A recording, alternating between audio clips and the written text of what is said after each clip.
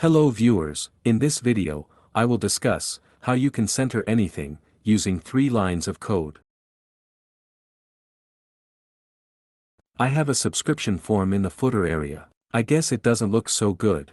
It needs some improvement. Our goal here is to center the form vertically and horizontally.